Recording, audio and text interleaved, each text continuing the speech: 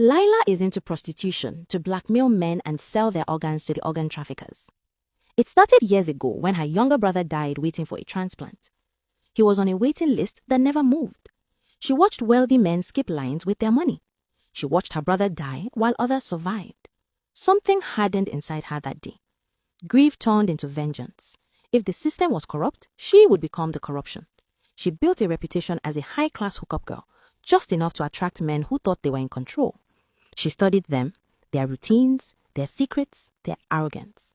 Her targets were men who cheated easily, men who lied smoothly, men who believed women like her were disposable. They met her thinking they were predators. They never saw the trap closing. Disappearances began happening.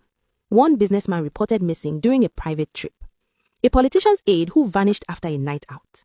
A foreign investor who never made his flight.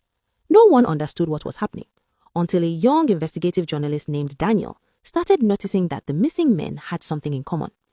They all had been seen in the same nightlife district, all had withdrawn large amounts of cash hours before vanishing, and in blurry CCTV frames, one face kept appearing in the background. Daniel went undercover as someone pretending to run a luxury escort agency. He approached her and offered partnership. She listened. Her eyes were unreadable. For weeks, they circled each other. He thought he was gathering evidence. He don't know that Lila knew he was digging into her life. One night, she invited him to one of her apartments on the pretense of them knowing each other better, while in reality, she wanted to sell his organs since he won't mind his business. But Daniel outsmarted her, found a clue he has been looking for, and escaped. Daniel followed a lead that nearly cost him his life, an abandoned medical warehouse on the outskirts of the city. Police records showed it had been raided once years ago for illegal activities, but never fully shut down.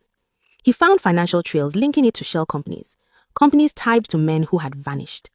And then he found something else, an hospital administrator's name. Lila's mother, who had been long dead, she was disgraced after being accused in an organ trafficking scandal during when her brother needed a kidney. There was no evidence to convict her because she is innocent, but the accusation destroyed her career, destroyed their family. Lila believed the system framed her mother and believed powerful men protected the real criminals. So she decided to become what they feared most, a ghost inside their empire. The night everything collapsed, Daniel came with police officers to arrest her with the evidence he had gathered. "You became the monster you hated," Daniel said. Her composure cracked for the first time.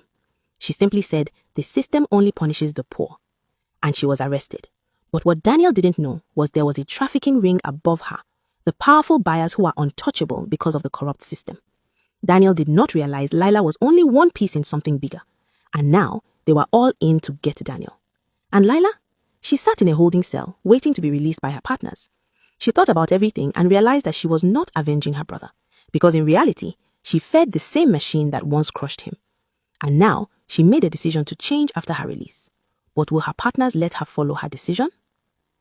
Find out in the next part.